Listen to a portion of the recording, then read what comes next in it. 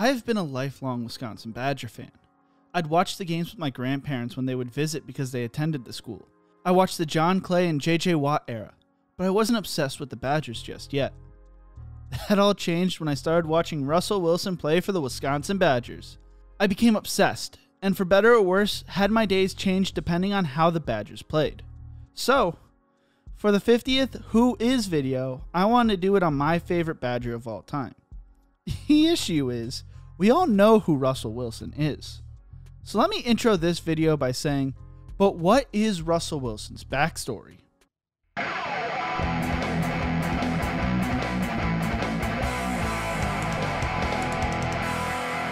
In the Who Is series, we go through the backstories of up-and-coming collegiate and pro athletes. If you enjoy this video, please leave a like, share, and subscribe to the channel. If there's a player you want to see in future videos, comment it below.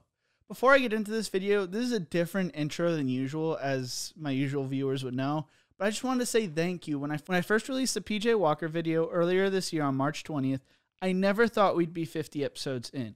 The channel did not really have a direction at the point. The XFL had just gotten canceled.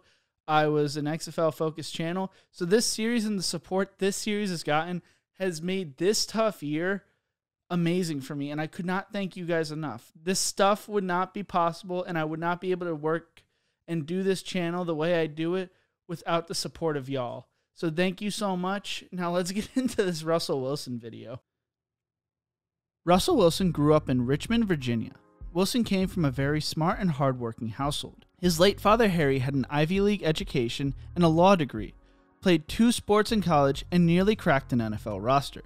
He opened up his own law firm. His mother, Tammy, was an ER nurse who taught Wilson to always stay positive. Russell also has 2 siblings, Harry and Anna. Wilson attended the collegiate school in Richmond, where he would be a part of 3 consecutive state titles.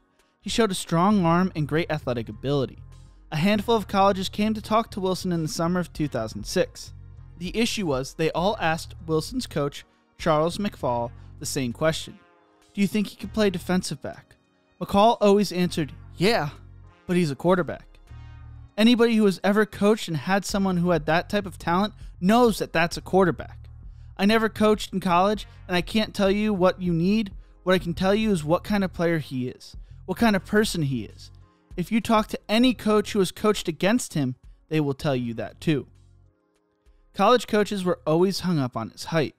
Never once questioned arm strength, speed, or size. It was always height. Let me just say this is not the last time you will hear about Wilson's height. Wilson was a 3-star recruit who stood at 5'11", 180 pounds. He was the 25th dual threat quarterback, 35th best player in Virginia, and 1,102nd best player nationally. Wilson was not a household name in recruiting circles, so he needed to come up with a plan of attack. After his junior year, he decided he would select a handful of schools and go to their one-day camps to get in front of the coaches. Wilson had already attended Virginia and Virginia Tech, but they wanted Wilson to play different positions.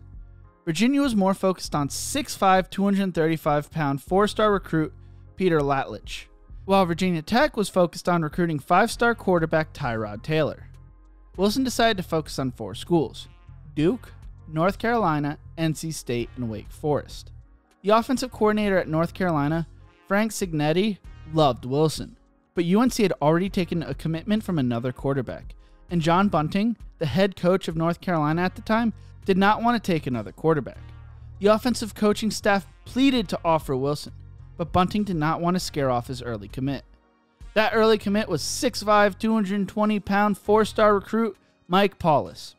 Wilson was then on to Duke, who loved him so much they offered him on the spot.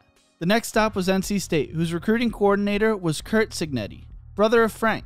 Frank talked Wilson up after UNC would not recruit him. Curt was impressed by Wilson, and he even compared the way he threw the ball to former overlooked recruit Phillip Rivers.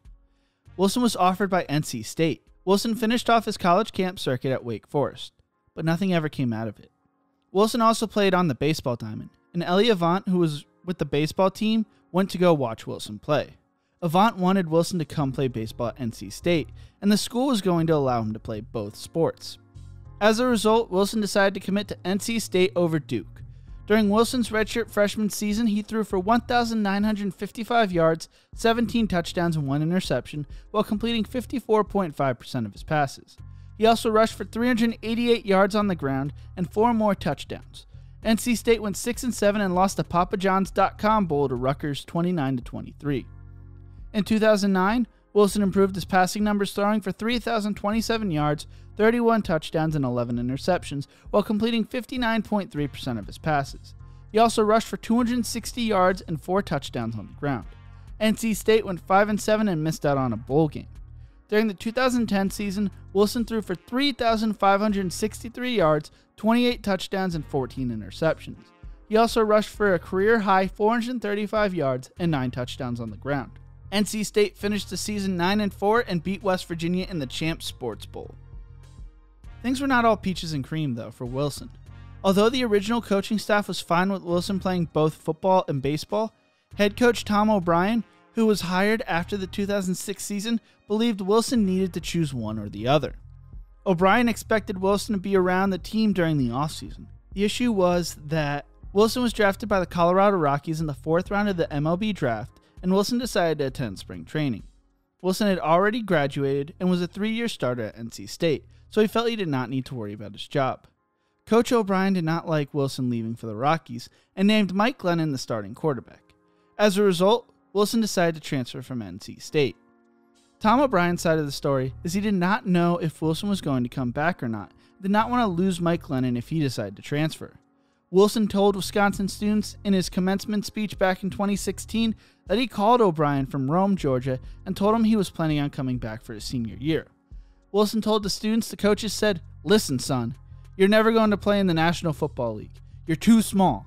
There's no chance. You've got no shot. Give it up." The coach told him not to come back to NC State because he would not see the field. Wilson had to decide if he was going to give up football completely or transfer from his beloved NC State, only school that really gave him the opportunity to play both sports. This all was going on in April 2011.